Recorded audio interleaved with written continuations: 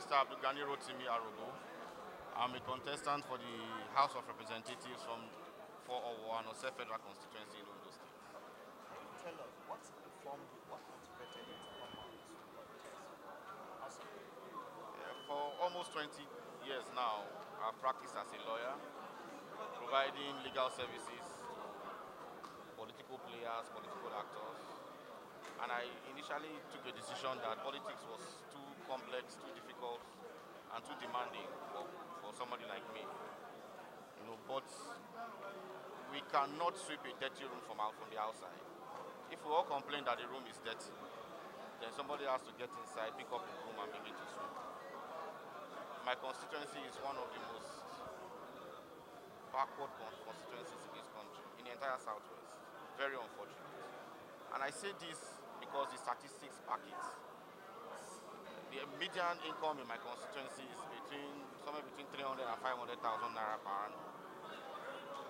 The major employer of labor is farming, and it is subsistence farming without support, with mechanized implements, as well as good agricultural inputs.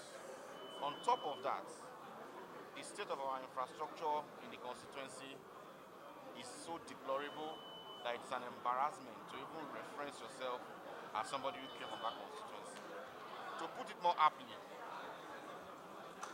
the entire Osel local government area has not had light now for more than 10 years, except one village, two villages, Okelus and Ute, which is the proximate village of the sitting member of House of Reps. So he ensure that there is light in his own village.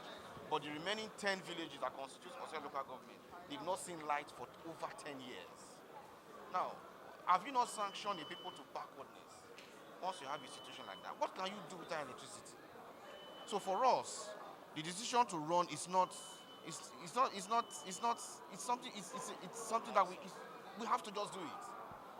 And we are doing it because we have gathered enough experience from the political space, our travels across the world, our interaction with developmental programs, and we believe that we have the tools to turn this wasteland into a land of opportunities, to turn poverty into prosperity, and to align the vision of President Asiwaju Bola Ahmed Tinubu to the realities of our people on the ground.